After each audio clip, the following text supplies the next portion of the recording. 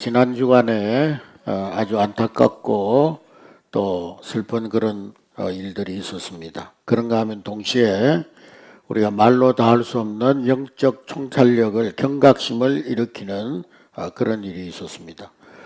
과거에 우리 홍성에서 오랫동안 신앙생활을 하시다가 이런저런 삶의 이유로 믿음에서 잠깐 떠나 있던 분이 지난해 우리 2025년도에 오이코스 전도 축제를 통해서 우리 교회에 등록된 전희정이라는 성도님이 계셨습니다. 이분이 전반기 전도 축제 때에 우리 교회에 나오셨지만은 계속적으로 예배를 드리지 못했습니다. 그런데 후반기 때에 이제 우리 교회에 등록을 하고 정착해서 지난 2025년 후반기부터 열심히 교회를 출석하면서 예배를 드렸습니다.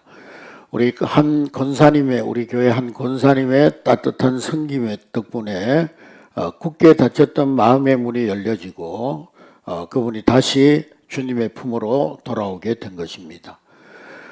올해 들어서 이제 우리 예배 시간에 잘 참석하면서 예배 드릴 때마다 눈물을 흘리며 찬양하는 모습을 보면서 한 영혼이 온 천하보다 귀하다는 것이 바로 이런 것이구나 하고 기뻐했습니다.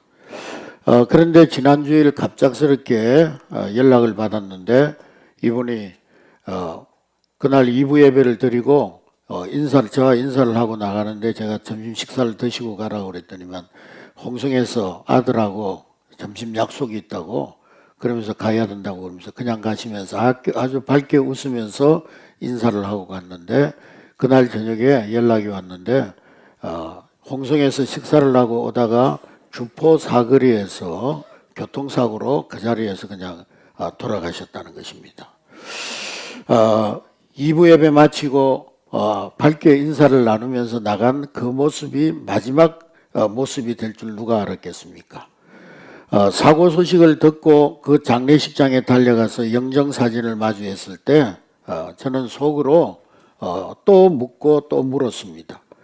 만약에 우리 권사님이 그 사람에게 다가가는 것을 다음에 하지, 또 뭐 다음 달에 하지, 다음 오이코스 때 하지, 그러고 미루었다면은 어떻게 되었을까? 그분이 하나님과 화해하지 못하고 하나님을 떠난 상태에서 예수 그리스도를 다시금 만나지 못하고 십자가의 은혜를 다시 누리지 못한 때 이 땅에서 마지막을 맞이했다면은 그 영혼은 영원한 시간 속에서 어떻게 되었을까? 그런 생각을 하게 되었습니다. 사랑하는 성도 여러분, 이번 주간에 일어난 이 안타까운 일을 통해서 우리는 분명히 깨달아야 할 교훈이 있습니다. 전도라고 하는 것은 단순히 우리 교회의 빈자리를 채우거나 또 교세를 확장하는 그런 종교 행사가 아니라는 것입니다. 전도는 이제 벼랑 끝에 서 있는 영혼에게 마지막 생명줄을 던지는 일이고 또 지옥의 불구덩이를 향하여 달려가는 그 죽어가는 영혼을 구출해내는 단 하루 아니 단 1초도 늦출 수 없는 지체할 수 없는 가장 시급하고 엄중한 생명구조 사역인 것입니다. 여러분 고속도로나 도로를 달리다가 119 차량이 달리면은 모든 차들이 다 비켰습니다. 왜 그렇습니까? 생명을 구하는 일이 그 무슨 일보다도 시급하고 소중한 일이기 때문인 것입니다. 우리는 종종 내일이 당연히 우리에게 주어질 것이라고 내일 일어나는 시간이 나에게 당연히 주어질 것이라고 착각하면서 살아갑니다. 그래서 우리가 오이코스 전도를 하면서도 저 사람은 지금은 너무 바쁘니까 조금 시간적인 여유가 생기면 그때 복음 전해야지. 우리 남편은 지금은 마음의 문이 닫혀 있으니까 나중에 은퇴하고 나면 그때 교회 데리고 와야지. 그러면서 전도의 기회를 슬그머니 뒤로 미룰 때가 많이 있습니다. 우리 기독교 역사상 가장 위대한 전도자였던 무디 목사님이 계신데 이분이 시카고에서 큰 대중 집회를 하면서 이 목사님이 뼈아픈 간증이 있습니다. 1871년 10월 8일 주일 저녁날 이 무디 목사님이 대중 집회를 하면서 그날 복음을 증거했습니다. 뜨겁게 나사렛 예수 그분을 우리가 어떻게 할 것인가 하는 제목으로 뜨겁게 말씀을 전하고는 그 설교를 마치고 나서 여러분 오늘 제가 전한 이 설교 말씀에 감동을 받고 예수 그리스도를 마음에 모시기를 원한다면은 다음 주까지 여러분들이 잘 생각하시고 다음 주에 오실 때에 여러분들이 예수 그리스도를 여러분의 구주로 영접할지 아닐지 결단하시기 바랍니다. 그렇게 설교를 하고 그 대중들을 돌려보냈다는 것입니다. 그런데 바로 그날 밤 전 세계를 놀라게 하는 시카고 대화재가 발생했습니다. 그래서 시카고 전체가 잿더미가 되었습니다. 화마의 잿더미가 되고 무디 목사님의 설교를 듣고 그날 돌아갔던 사람 가운데 수백 명이 그 화재 사건으로 인해서 목숨을 잃었던 것입니다.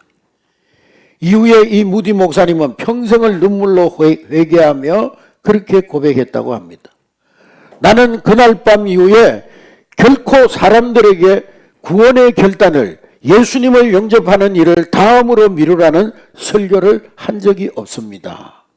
왜? 내일은 우리의 시간이 아니기 때문입니다. 야고보서 4장 14절 말씀에 오늘 성경 말씀 우리에게 준엄하게 경고하고 있습니다. 야고보서 4장 14절 우리 다 같이 읽습니다. 시작. 내일 일을 너희가 알지 못하는도다. 너희 생명이 무엇이냐? 너희는 잠깐 보이다가 없어지는 안개니라. 우리의 인생이 뭐라고 그랬어요? 잠깐 보이다가 없어지는 안개와 같다 그랬습니다. 내일을 우리가 기약할 수 없습니다. 아니 내일이 아니라 5분 후에 우리의 삶도 우리는 기약할 수 없습니다. 오늘 예배당 문을 열고 나가서 5분 후에 10분 후에 오늘 우리의 삶에 어떤 일이 다가올지 아무도 모르는 것입니다. 내일이 우리에게 약속되었다고 장담할 수 있는 사람이 한 사람도 없는 것입니다. 이토록 시급한 영혼 구원의 사명 앞에 우리는 어떻게 해야 합니까? 거리에 나가가지고 다 우리 한례교회 성도들이 예배 마치고 다 거리로 쏟아져 나가서 확성기 들고 예수 믿으세요. 불신천국, 불신지옥, 예수천국 그렇게 외쳐야 됩니까? 물론 그런 노방전도도 귀한 전도죠. 그러나 성경이 오늘 우리에게 가르쳐주는 오늘 이 시대의 상황 속에서 가장 성경적인 전도 방법이 뭐냐? 그것은 바로 오이코스인 것입니다. 오이코스는 헬라어로 집, 가족, 그리고 더 나아가서는 내가 매일의 삶의 일상에서 관계 맺고 살아가는 모든 삶의 바운드리에서 만나는 사람들, 그게 오이코스입니다. 하나님은 영혼을 구원하기 위해서 우리를 저 세계 끝까지, 물론 선교사님들은 저 아프리카로, 남미로, 유럽으로, 또 저 일본으로, 동남아시아로 보냅니다마는 하나님은 영혼을 구원하기 위해서 우리를 낯선 땅으로만 부르는 것이 아니라는 거예요. 내가 지금 발을 딛고 살아가는 가정, 그리고 나의 일터, 또 내 이웃과의 관계 속으로 우리를 파송하시는 것입니다. 어떤 권사님이 앞집에 젊은 부부가 이사를 왔는데 남편이 사업을 실패해가지고 경제적인 어려움을 당하면서 매일 싸우는 거예요. 그릇이 날아가고 물건이 날아다니고 막 심하게 다투는 소리가 끊이지 않습니다. 이웃 간에 시끄러운 것 때문에 불화가 화가 날 법도 한데 이 권사님은 그 가정을 위해서 매일 엎드려 기도하면서 그 가정을, 그 부부를 마음에 품었습니다. 권사님이 다짜고짜 찾아가가지고 예수 믿으십시오 하고 성경책을 들이민 것이 아니라 갓 담은 김장김치, 따뜻한 찌개, 그리고 조그마한 간식, 뭐 이런 것을 가지고 가가지고 문거리에 걸어두고 또 거기에다가 작은 메모로 써뒀습니다. 우리 당신의 가정을 위해서 제가 매일 기도하고 있습니다. 하나님의 은혜와 축복이 임하기를 바랍니다. 그렇게 이제 문거리에 걸어두고 왔습니다. 가끔 얼굴에 모든 삶의 시름을 안고 있는 젊은 그 부인을 마주치면은 그저 따뜻하게 손 한번 잡아주면서 눈물 고인 눈으로 그렇게 말합니다. 세대 많이 힘들지? 내가 세대를 위해서 매일 새벽마다 교회에서 기도하고 있어요. 기운 내요. 하나님이 복 주실 거예요. 그런데 어느 추운 겨울날 밤에 자기의 삶의 무게를 도저히 견디지 못해서 이제는 내가 삶을 정리해야 되겠다 생각하고는 그래도 마지막으로 나를 위해서 기도해 주는 저분 집에 한번 찾아가야 되겠다. 그런 마음으로 권사님의 집을 문을 두드렸습니다.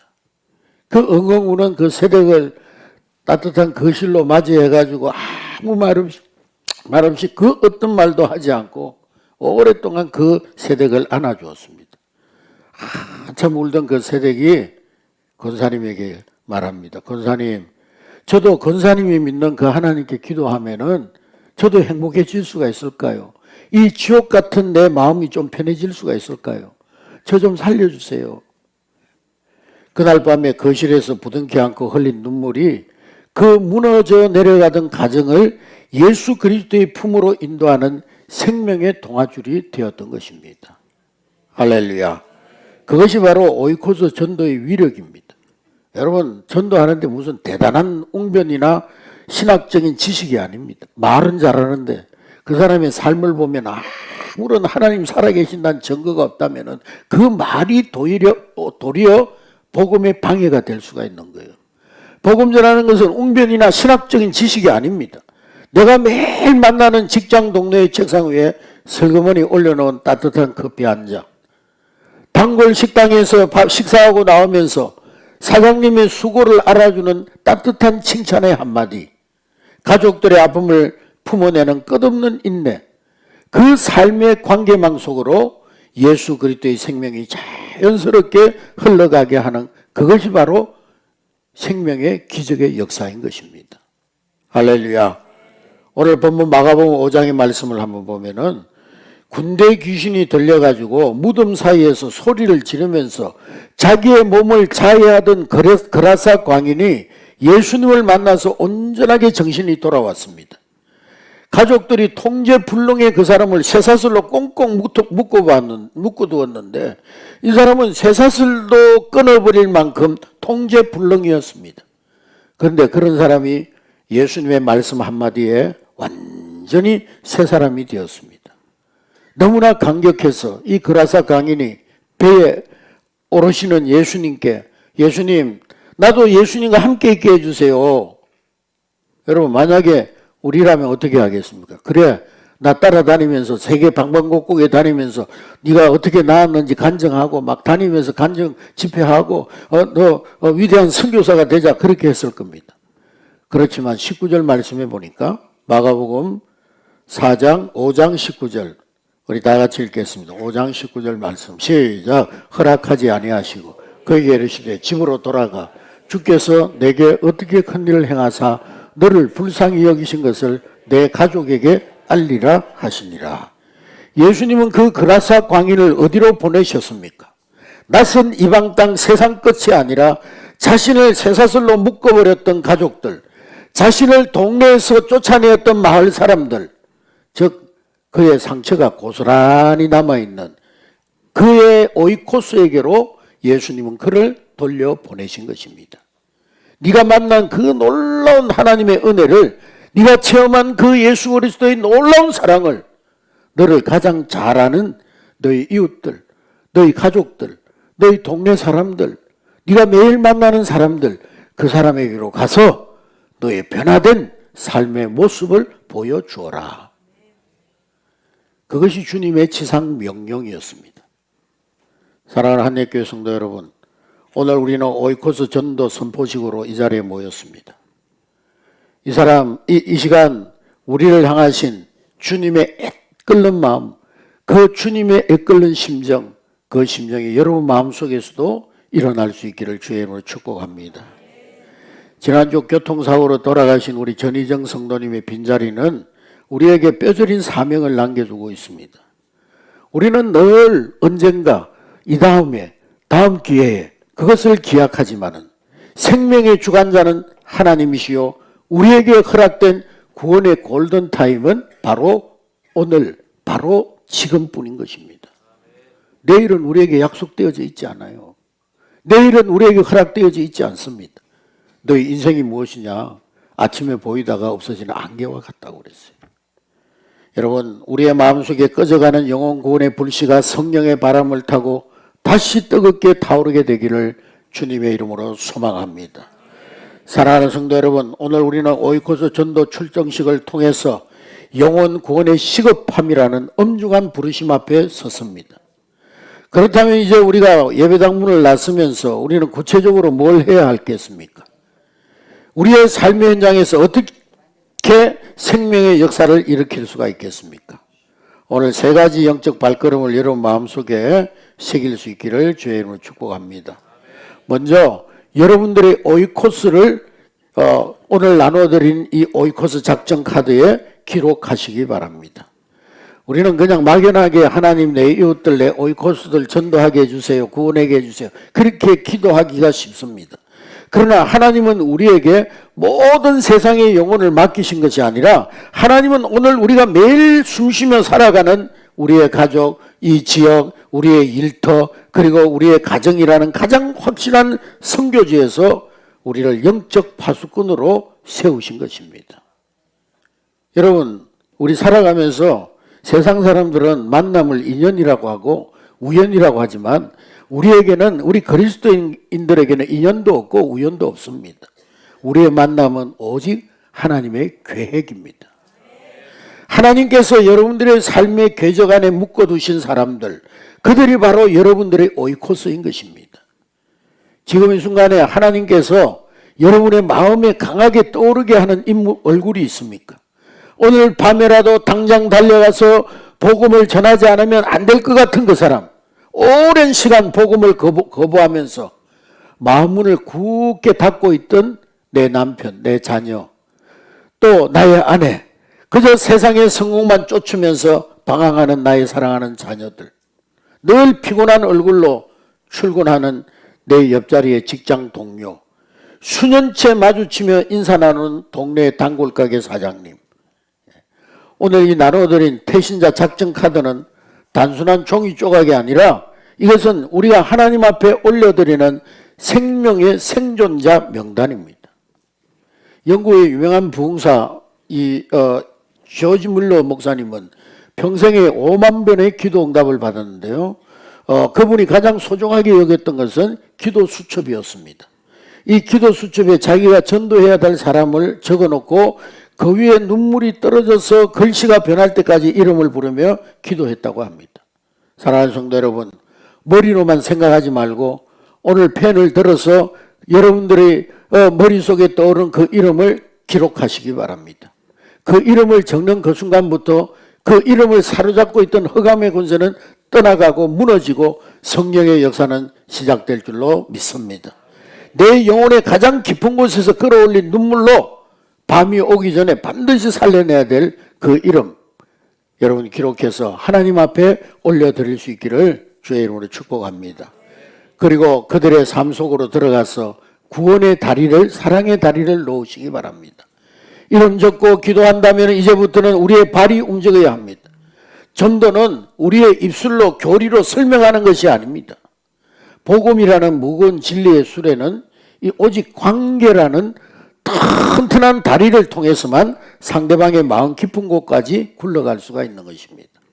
여러분 다리가 끊어져 있으면 아무리 복음의 수레가 대단해도 전해질 수가 없습니다. 뭐 거창한 계획을 세우고 유창한 말솜씨가 필요한 것이 아니에요. 예수님께서 하늘 보좌를 버리시고 낮고 천한 이 땅에 오셔서 세리와 죄인들의 식탁에 함께 앉으셨던 것처럼 우리도 그들의 고단한 일상 한가운데로 조용히 스며들 때 그것이 바로 성육신 전도, 오이코스 전도인 것입니다. 여러분 내일 아침 출근길에 차가운 얼굴로 앉아있는 동료의 책상 위에 따뜻한 커피 한 잔이라도 또 간단한 간식 하나라도 슬며시 올려놓으시기 바랍니다. 또 명절 때나 억지로 연락했던 친척들에게 오늘 내가 문득 생각나서 너를 위해서 기도했어. 앞으로도 기도할게. 건강은 좀 어때? 이런 관심 어린 안부 문자 하나를 보내보시기 바랍니다. 또 이웃집 문거리에 아주 작은 간식거리라도 걸어두면서 위로의 메모를 남겨보시기 바랍니다. 여러분 세상 사람들은요 우리 교인들이 얼마나 성경 지식이 많고 뭐 대단한 종교 행사를 멋지게 잘하고 얼마나 교회 안에서 활동을 잘하고 거기에 관심이 없습니다. 얼마나 저 사람들이 세상 지식이 성경 지식을 많이 가졌고 교회에서 얼마나 멋지게 봉사하고 있고 관심 없어요.